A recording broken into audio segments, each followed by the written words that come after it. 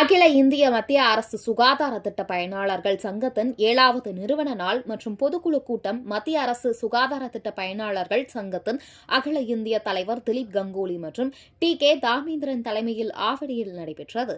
2 நாட்கள் நடைபெறும் இந்த கூட்டத்தில் திட்ட பயனாளர்கள் பங்கு பெற்று தங்களுடைய கோரிக்கைகளை முன்வைக்க உள்ளனர். பொதுக்குழுவில் வைக்கப்படும் கோரிக்கையை பரிசீலனை செய்து நடவடிக்கை எடுப்பதாக சங்கத்தினர் தெரிவித்துள்ளனர். இன்று நடைபெற்ற முதல் நாள் கூட்டத்தில் AVNL தொழிற்சாலை தலைமை நிர்வாக இயக்குநர் சஞ்சய் திரிவேதி மற்றும் OCF பொது மேலாளர் ரெட்டி ஆகியோர் சிறப்பு விருந்தினராக கலந்து கொண்டனர். ஓய்வு பெற்ற இந்திய குடிமை பயனாளிகள் IAS, IPS, IFS, IOFS உள்ளிட்ட 200 பேர் இந்த பொதுக்குழுவில் கலந்து கொண்டு கூட்டத்தில் சுகாதார மேம்பாடு மற்றும் மத்திய அரசு சுகாதார திட்ட பயனாளர்களின் குறைகள் மற்றும் மேம்பட்ட சுகாதார சேவைகள் பெறுவது குறித்து விவாதம் நடைபெற்றது.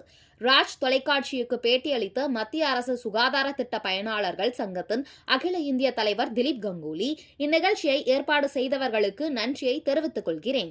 2 நாள் நடைபெறும் நிகழ்ச்சியில் இன்று நடைபெற்ற நிகழ்ச்சியில் AVNL தொழிற்சாலையில் தலைமை நிர்வாக இயக்குநர் சஞ்சய் திரிவேதி கலந்து கொண்டார்.